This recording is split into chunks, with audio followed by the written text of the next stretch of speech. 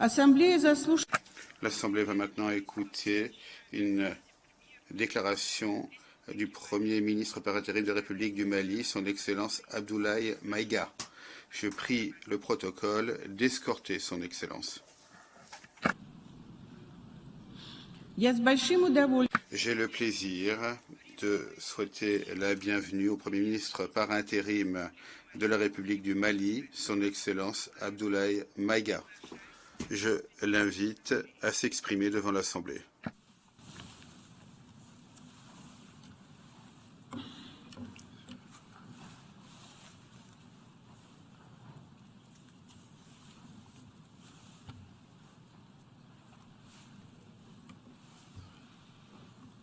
Monsieur le Président de l'Assemblée générale, Mesdames et Messieurs les chefs d'État et de gouvernement, Monsieur le Secrétaire général de l'Organisation des Nations unies, Mesdames et Messieurs, de prime abord, je voudrais m'acquitter de l'agréable devoir de vous adresser les chaleureuses salutations du peuple malien, riche de sa diversité culturelle, religieuse et ethnique, ainsi que celle de son Excellence, le colonel Assimi Goïta, président de la transition, chef de l'État. Monsieur le Président, votre brillante élection à la présidence de cette 77e session de l'Assemblée générale et la fin des travaux de la 76e session de l'Assemblée générale, brillamment conduit par votre prédécesseur, son Excellence M. Abdullah Shahid, de la République des Maldives, m'offre l'heureuse occasion d'adresser à vos Excellences les chaleureuses félicitations de tout le Mali. Enfin, permettez-moi de réitérer à notre secrétaire général, M. Antonio Guterres, notre haute appréciation des efforts louables qu'il continue de déployer pour la réalisation des nobles objectifs de notre organisation commune. Nous sommes convaincus que vous êtes un ami du Mali et du Sahel. L'amitié reposant sur la sincérité, souffrez que je vous exprime mon profond désaccord suite à votre récente sortie médiatique, au cours de laquelle vous prenez position et vous vous exprimez sur l'affaire des 46 mercenaires ivoiriens, qui est une affaire bilatérale et judiciaire entre deux pays frères. C'est évident que la qualification judiciaire des infractions liées à cette affaire ne relève pas des attributions du secrétaire général des Nations unies. Au Mali, notre administration ne travaille pas sur la base de l'oralité ni des déclarations par voie de presse. Par conséquent, nous nous en tenons scrupuleusement à la note verbale de la MINUSMA, la mission des Nations unies pour la stabilisation au Mali, référence MINUSMA bar PROT bar NV bar 226 bar 2022 du 22 juillet 2022, dans laquelle il ressort clairement qu'il n'existe pas de lien entre les 46 mercenaires et les Nations unies. Les récentes synchronisations des actions et l'harmonisation des éléments de langage consistant à faire passer le Mali, mon pays, de statut de victime à celui de coupable dans cette affaire des mercenaires sont évidemment sans effet. Excellence, Monsieur le Secrétaire général, votre position sur l'affaire des mercenaires a été suivie par certains responsables d'Afrique de l'Ouest. Donc, c'est sous votre couvert que nous leur adresserons des messages. À l'endroit du président en exercice de la CEDEAO, M. Oumaro Sissoko Ambalo, qui affirme, je cite, « On vient de voir avant-hier la déclaration du secrétaire général des Nations unies qui dit que ce ne sont pas des mercenaires. Moi, à la place des Maliens, j'aurais relâché ces 49 soldats. » Fin de citation. Je voudrais très respectueusement signifier à ce dernier qu'il existe un principe de subsidiarité, d'ailleurs au contour flou entre la CEDEAO et les Nations unies, et non un principe de mimétisme. Également, il est important de lui préciser que le secrétaire général des Nations unies n'est pas un chef d'État et le président en exercice de la CEDEAO n'est pas un fonctionnaire. Par conséquent, il serait indiqué qu'il ne banalise pas la CEDEAO. Enfin, il est utile de rappeler au président en exercice de la CEDEAO qu'au Mali, les autorités n'interfèrent pas dans les dossiers judiciaires et respectent l'indépendance de la justice. Donc nous n'avons pas vocation à interpeller ou relâcher. Ceci relève de la fonction judiciaire. Aussi, M. Oumaro Sissoko Embalo doit être conscient du fait qu'il est le dépositaire d'un lourd héritage et de plusieurs sacrifices qui ont fait la renommée de cette organisation. La dynamique ayant fait la grandeur de la CEDEAO ne doit pas être brisée. Par ailleurs, nous avons pris acte de la menace de sanctions proférées contre le Mali et loin d'être impressionnés par des sanctions, je voudrais signaler au président en exercice de la CEDEAO qu'à la fin de son mandat, les peuples ouest-africains le jugeront sur les efforts qu'il a fournis pour améliorer les conditions de vie des populations et non des shows médiatiques servant des agendas étrangers. À l'endroit de M. Bazoum, il remarquera que le gouvernement de la transition n'a pour le moment jamais réagi à ces propos injurieux pour deux raisons cumulatives. La première raison tient au respect de l'héritage laissé par nos ancêtres, qui consiste à ne pas répondre aux injures par des injures. La seconde relève de l'identité de M. Bazoum, l'étranger qui se réclame du Niger. Nous savons que le peuple nigérien, frère du Mali, se distingue par des valeurs sociétales, culturelles et religieuses très riches. M. Bazoum n'est pas un Nigérien, son comportement nous le reconforte totalement dans notre constat. Excellence, Monsieur le Secrétaire général, le Mali tirera toutes les conséquences de droit de vos agissements. Devant Dieu et en leur âme et conscience, nous demandons à ceux qui refutent notre version d'indiquer s'ils accepteront que les militaires ayant dissimulé leurs identités en mettant sur leur passeport qu'ils sont peintres, maçons, etc., avec des armes débarquent dans leur aéroport sans que le pays de destination n'ait été au préalable informé et dans le dessein funeste de déstabiliser ce pays. S'ils ne l'acceptent pas en tant qu'État, si cela n'est pas possible à Lisbonne ou ailleurs, le Mali non plus ne l'acceptera pas en tant qu'État et ce ne sera pas non plus possible à Bamako ou dans une autre localité malienne. Monsieur le Président, une nouvelle ère des solutions porteuses de changement pour relever des défis interdépendants. Thème de cette 77e session de l'Assemblée générale, suscitera l'espoir de meilleurs jours pour le Mali, à la condition que le bilan sans complaisance de l'ancienne ère soit établi, que les enseignements soient tirés et que les recommandations objectives soient formulées.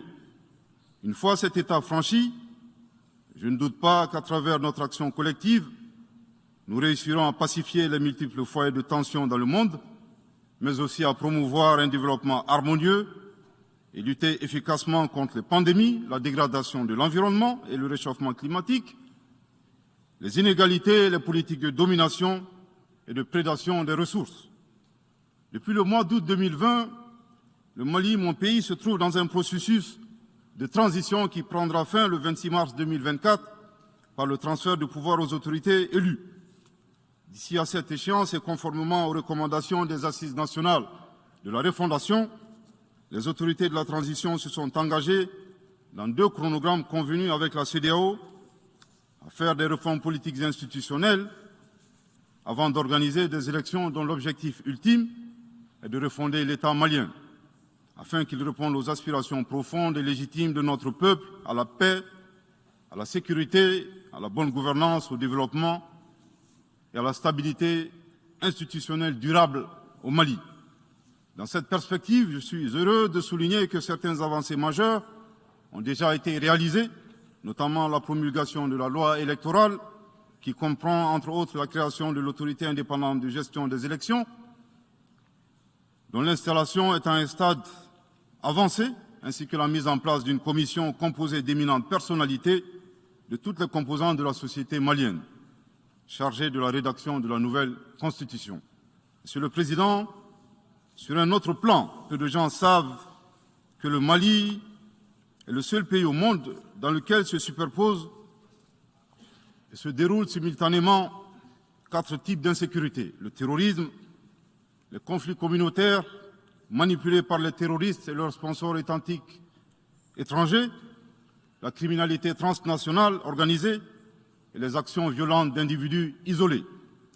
Parallèlement à ce processus de retour à l'ordre constitutionnel, le Mali continue de mener une lutte sans merci contre les acteurs de l'insécurité, en particulier les groupes extrémistes qui sont responsables de toutes sortes d'abus contre nos paisibles populations. En ce qui concerne le Mali, je suis heureux et fier de vous annoncer que les groupes terroristes ont été sérieusement affaiblis et la peur a même changé de camp. Cependant, ces groupes criminels gardent encore et toujours une certaine capacité de nuisance dans leur tentative désespérée de porter atteinte à notre intégrité territoriale et de terroriser nos populations. Les vaillantes forces de défense et de sécurité du Mali restent déterminées à faire face à toutes les menaces d'où qu'elles viennent, sous l'impulsion de son Excellence le colonel Assimi Goïta, président de la transition, chef de l'État. Le gouvernement du Mali continue d'intensifier les efforts importants pour recruter, former, équiper et renforcer les capacités opérationnelles des forces de défense et de sécurité maliennes. Je dois dire ici que les actions offensives menées jusque-là ont permis à nos forces de remporter des victoires décisives contre les forces obscurantistes. Elles ont également permis à l'État de reprendre pied et de réaffirmer son autorité sur une grande partie du territoire national, ainsi que de favoriser le retour de plusieurs milliers de nos compatriotes dans leur localité d'origine. Cependant, nous savons que la solution uniquement militaire ou sécuritaire a ses limites. C'est la raison pour laquelle, en appui à l'action militaire, le gouvernement du Mali s'est doté d'une stratégie globale et intégrée, comprenant des mesures politiques, sociales, de développement, y compris la fourniture des services sociaux de base à nos populations, durement affectées par la crise multiforme que nous traversons depuis janvier 2012, avec comme objectif la restauration de l'autorité de l'État sur l'ensemble du territoire national. Dans cette dynamique, le gouvernement du Mali a approuvé le 24 août dernier la stratégie nationale de stabilisation des régions du centre et son plan d'action 2022-2024. Cette stratégie traduit la volonté des autorités de la transition d'avoir une approche holistique de la stabilisation des régions du centre. Elle vise à faire du centre une zone stable et prospère où les communautés sont réconciliées et vivent en harmonie avec leurs voisins. Parallèlement, la mise en œuvre diligente et intelligente de l'accord pour la paix et la réconciliation au Mali, issu du processus d'Alger, demeure une priorité stratégique des autorités de la transition. En tant qu'instrument pacifique de résolution durable de crise que traverse le Mali dans sa partie nord. Je dois dire que je suis particulièrement heureux des conclusions de la deuxième réunion de niveau décisionnel des parties à l'accord, tenue à Bamako du 1er au 5 août 2022. Cette importante réunion qui a regroupé les parties signataires et la médiation internationale a permis de lever certains obstacles afin de relancer le processus de mise en œuvre de l'accord.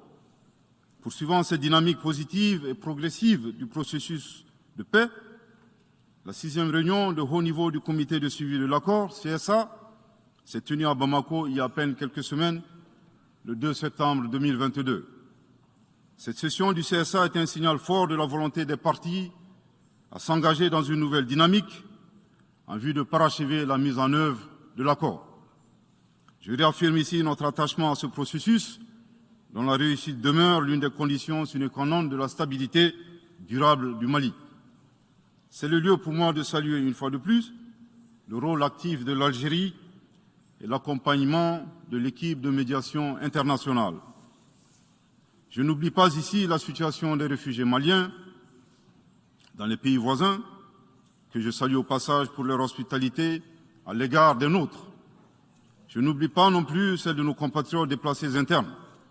Je veux les rassurer que le gouvernement du Mali reste très attentif à leur situation précaire et que tous nos efforts visent à créer les conditions propices à leur retour dans la sécurité et la dignité en vue de leur participation effective à la vie de la nation.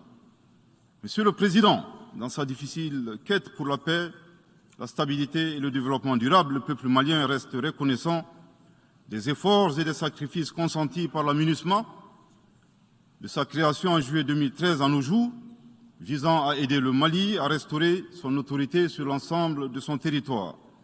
C'est pourquoi je tiens à rendre hommage au nom du peuple et du gouvernement malien à la mémoire de toutes les victimes maliennes comme étrangères, civiles comme militaires, tombées sur le champ d'honneur au Mali. Cela dit, il nous faut reconnaître que près de 10 ans après son établissement, les objectifs pour lesquels l'aménagement a été déployé au Mali ne sont pas atteints, et ce, en dépit des nombreuses résolutions du Conseil de sécurité.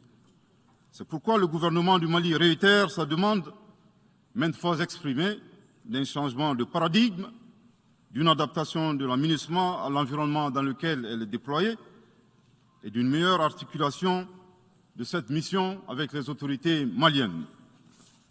Dans cette perspective, il est extrêmement important pour l'aménagement de rester une force d'appui au Mali dans sa quête de stabilité. Le gouvernement du Mali dénonce les influences extérieures négatives et les tentatives d'instrumentalisation de certaines entités légalement présentes au Mali pour servir des agendas cachés, y compris à travers l'exploitation de la question des droits de l'homme aux fins de déstabilisation. Monsieur le Président, le monde se souviendra qu'après avoir été abandonné en plein vol le 10 juin 2021 par la France, qui a unilatéralement décidé de retirer la force Barkhane du Mali, mon pays a été ensuite poignardé dans le dos par les autorités françaises. La précision est d'autant plus utile que nous refusons tout amalgame avec le peuple français que nous respectons. Les autorités françaises, profondément anti-françaises, pour avoir régné les valeurs morales universelles et trahi le lourd héritage humaniste des philosophes des Lumières, se sont transformées en une junte au service de l'obscurantisme. Je répète, les autorités françaises, profondément anti-françaises, pour avoir régné les valeurs morales universelles et trahi le lourd héritage humaniste des philosophes des Lumières, se sont transformés en une junte au service de l'obscurantisme. Je répète pour une dernière fois. Les autorités françaises, profondément anti-françaises, pour avoir régné les valeurs morales universelles et trahi le lourd héritage des philosophes des Lumières, se sont transformés en une junte au service de l'obscurantisme. Obscurantisme de la junte française nostalgique, de pratiques néocoloniales, condescendantes, paternalistes et revanchardes, qui a commandité et prémédité des sanctions inédites, illégales, illégitimes et inhumaines de la CEDEAO et de l'UEMOA contre le Mali et mon pays.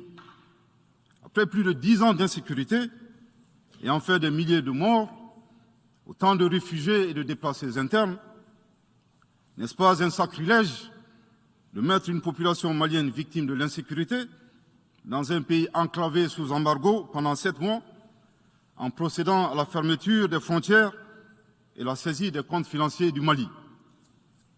Grâce à sa résilience et à la solidarité de pays amis et des peuples africains, le peuple malien a tenu et a déjoué les pronostics de ses adversaires. Obscurantisme de la junte française qui s'est rendue coupable d'instrumentalisation des différences ethniques, en oubliant si vite sa responsabilité dans le génocide contre les Tutsis au Rwanda, coupable également de tenter désespérément de diviser les Maliens, enfants d'une même famille. Enfin, obscurantisme de la junte française qui a violé l'espace aérien malien en y faisant voler des vecteurs aériens tels que des drones, des hélicoptères militaires et des avions de chasse plus d'une 50aine de fois, en apportant des renseignements, des armes et munitions aux groupes terroristes. Afin de se donner une bonne conscience, la junte française accuse le Mali de n'avoir pas été reconnaissant en se gargarisant de la mort regrettable de 59 soldats français au Mali lors de diverses opérations de lutte contre le terrorisme. À cette triste accusation, nous rappelons que dans la majorité des interventions d'officiels maliens et des cérémonies, nous rendons systématiquement un hommage à l'ensemble des victimes de l'insécurité au Mali, sans distinction de nationalité, donc y compris les 59 Français décédés. Aussi, nous les invitons à ne pas s'arrêter à si bon chemin et de remonter le temps, en passant par leur intervention en Libye, décriée par toute l'Afrique, sans oublier la participation forcée des milliers d'Africains à la Première et la Seconde Guerre mondiale, sans oublier la traite négrière qui explique l'essor économique de beaucoup de pays. Combien d'Africains sont-ils morts pour la France et le monde libre dans lequel nous vivons? Monsieur le Président, eu égard à la gravité des faits commis par la junte française, le Mali, dans sa lettre en date du 15 août 2022, a demandé la tenue d'une réunion d'urgence du Conseil de sécurité des Nations Unies. Cette réunion a pour objet de permettre au Mali de présenter les éléments de preuve en sa possession, démontrant que l'armée française a agressé en de maintes reprises mon pays, en violant de manière répétitive et fréquente l'espace aérien malien, sans autorisation des autorités maliennes, et parfois en falsifiant des documents de vol. Plus grave, Monsieur le Président, le Mali sera en mesure de prouver que la junte française a fourni des renseignements et des armes à des groupes terroristes.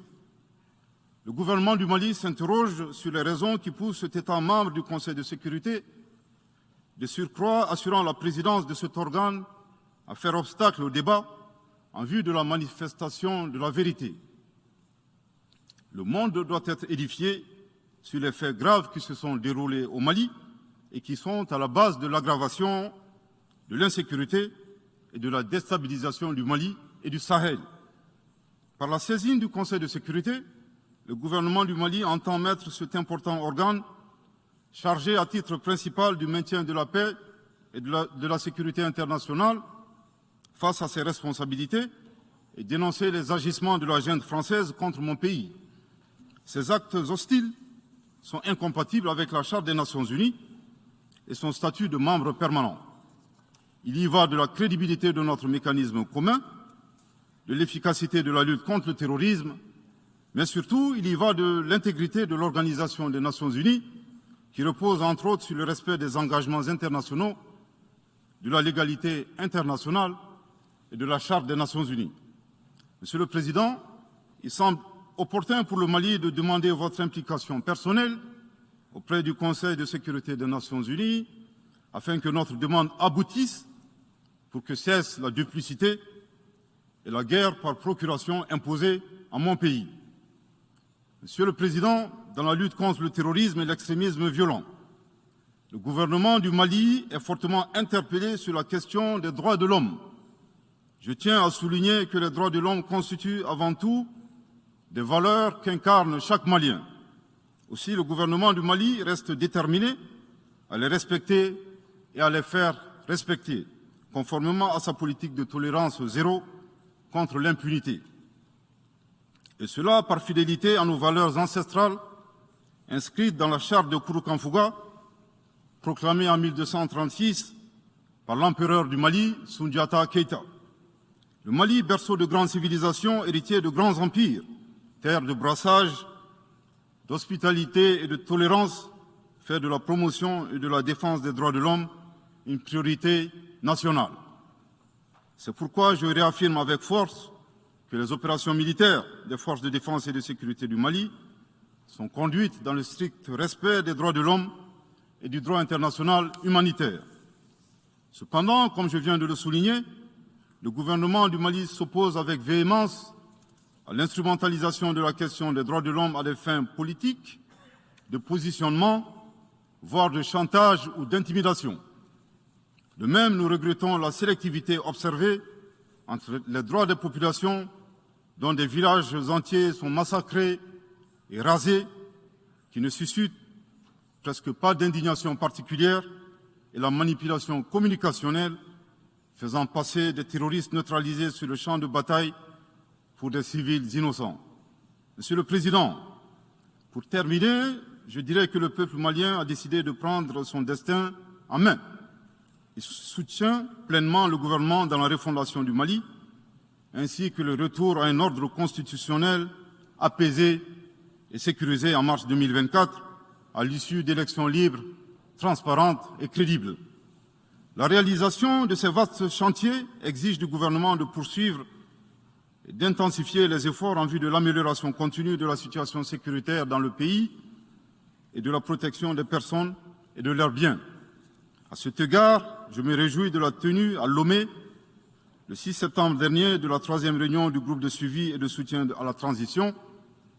Les conclusions de cette importante rencontre, notamment la reconnaissance des progrès réalisés par la transition et les appels lancés en faveur de la mobilisation de tous les partenaires du Mali pour consolider leur appui politique, économique, technique et financier à la République du Mali, ainsi que pour soutenir les efforts des autorités de la transition du Mali en vue d'un retour harmonieux à l'ordre constitutionnel. Je voudrais rappeler que la transition au Mali résulte de plusieurs années de dysfonctionnement de notre jeune démocratie qui a engrangé quelques résultats positifs. Malheureusement, à l'heure du bilan, les passifs sont plus importants que les actifs, d'où la survenance de la transition.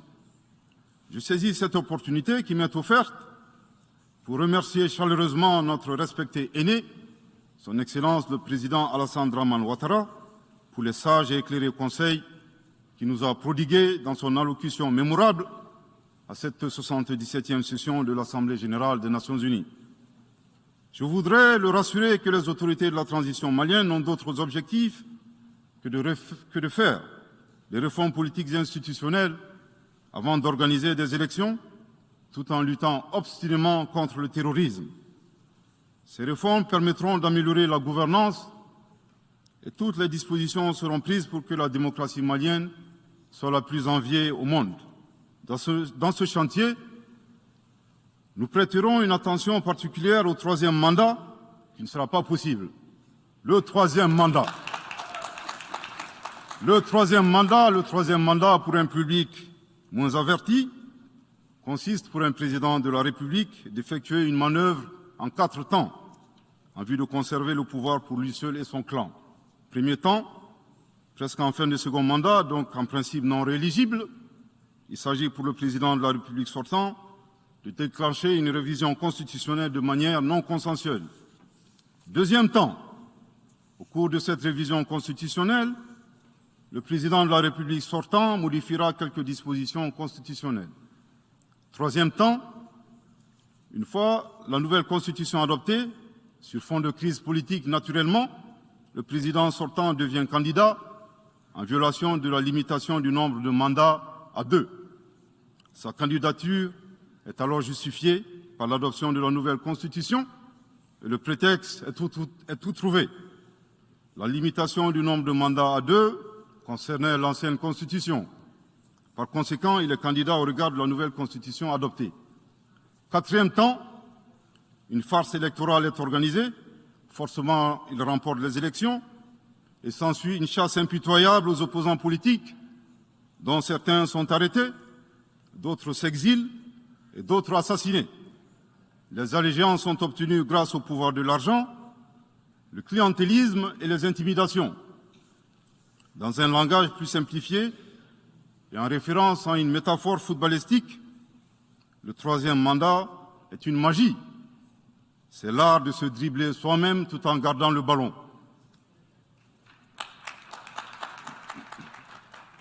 Excellence, Monsieur le Président Ouattara, vos conseils nous rappellent la triste histoire du chameau qui se moque de la bosse du dromadaire. Malgré les efforts tangibles de la transition malienne, dans la mise en œuvre des chronogrammes des réformes politiques et institutionnelles et celui des élections, salués par la communauté internationale, Madame la ministre des Affaires étrangères de la junte française, à qui le Mali n'a pourtant rien demandé, a estimé qu'il n'y avait pas eu de progrès, oubliant que nul ne peut aimer le Mali plus que les Maliens eux-mêmes. Sa position singulière et son adversité ne nous surprennent guère. Victor Hugo, dans Claude Gueux, a classé le genre humain en 2 catégories, en indiquant, je cite, qu'il y a des hommes qui sont fers et des hommes qui sont aimants. Fin de citation. Madame le ministre, dont il s'agit malheureusement, n'est ni fer, ni aimant, elle est hideusement sui generis. Devant l'incertitude et les situations étrangères, le peuple malien adopte une attitude prudente. C'est ce que l'écrivain et le sage Amadou Hampâté-Bâ met en relief en conseillant dans l'étrange destin de Wangrin que, je cite, « Si observer est une qualité, Savoir se taire préserve de la calamité. Fin de citation. Madame le ministre de la Junte française, le Mali vous conseille de vous contenter d'observer sa situation. C'est l'occasion pour moi de saluer les relations de coopération exemplaires et fructueuses entre le Mali et la Russie, tout en réaffirmant que le Mali reste ouvert à tous les partenaires qui souhaitent l'aider à relever les défis multiples qui l'assaillent, dans le respect strict de sa souveraineté, de son unité et de la dignité du peuple malien. Le Mali rappelle que, conformément à la vision du colonel Assimi Goïta, président de la transition chef de l'État, 3 principes guident l'action publique nationale. Premier principe, le respect de la souveraineté du Mali. Deuxième principe, le respect des choix stratégiques et de partenaires opérés par le Mali. Troisième principe, la prise en compte des intérêts vitaux du peuple malien dans les décisions prises. En application de ces principes, le Mali reste disposé à poursuivre et à renforcer ses relations de bon voisinage avec l'ensemble des pays qui l'entourent. De même, le Mali, fidèle à son engagement panafricain, continuera à œuvrer au sein des organisations sous-régionales et régionales pour la réalisation de l'intégration africaine. Également, l'atteinte des objectifs de la transition requiert l'accompagnement de l'ensemble des partenaires du Mali, y compris les Nations Unies. J'en appelle donc aux amis du Mali à rester mobilisés aux côtés du gouvernement en vue de l'aider à relever ensemble ces défis importants. Pour la grande majorité des États du monde, convaincus par le respect mutuel et le partenariat gagnant-gagnant, je leur garantis que les portes du Mali leur sont grandement ouvertes et les Maliens les accueilleront les bras ouverts. Pour la minorité qui serait tentée de ne pas respecter ces principes, nous leur promettons qu'ils feront face à des millions de Assimi Goïta, soucieux de défendre leur honneur, leur dignité et leurs intérêts vitaux. Je terminerai en donnant 2 conseils aux nostalgiques de la domination. Ayez le sens de l'empathie en traitant les autres comme vous voudrez être traités ou en ne faisant pas aux autres ce que vous ne voudrez pas qu'on vous fasse. Le second conseil, revoyez vos copies, revoyez vos modèles, revoyez vos logiciels pour intégrer le changement de mentalité et l'évolution du monde dans vos grilles de lecture et d'analyse. Sortez du passé colonial et entendez la colère, la frustration, le rejet qui remonte des villes et campagnes africaines, des populations africaines, et comprenez que ce mouvement est inexorable. Grâce au principe de la multiplication fractale, vos intimidations et vos actions subversives n'ont fait que grossir le rang des Africains soucieux de préserver leur dignité. S'ils n'étaient qu'une centaine aux indépendances, aujourd'hui nous sommes des millions, et demain, tant que les paradigmes inégalitaires demeureront, nous serons des milliards. Le Mali et son peuple ne seront pas des spectateurs face aux assauts et l'adversité. Pour chaque mot employé de travers, nous réagirons par réciprocité. Pour chaque balle tirée contre nous, nous réagirons par réciprocité. C'est à ce prix qu'une nouvelle ère sera une réalité avec des solutions porteuses de changement pour relever des défis interdépendants, avec des États interdépendants et en valorisant l'homme sans distinction aucune, notamment de race, de couleur, de sexe, de langue, de religion, d'opinion politique ou de toute autre opinion, d'origine nationale ou sociale, de propriété, de naissance ou de toute autre situation telle que stipulée à l'article 2 de la Déclaration universelle des droits de l'homme. Que Dieu bénisse le Mali et préserve les Maliens des forces obscurantistes et destructrices du monde. Que Dieu bénisse l'Afrique et préserve les Africains des forces obscurantistes et destructrices du monde. Que Dieu bénisse le monde et préserve l'humanité entière des forces obscurantistes et destructrices du monde. Je vous remercie de votre très aimable attention.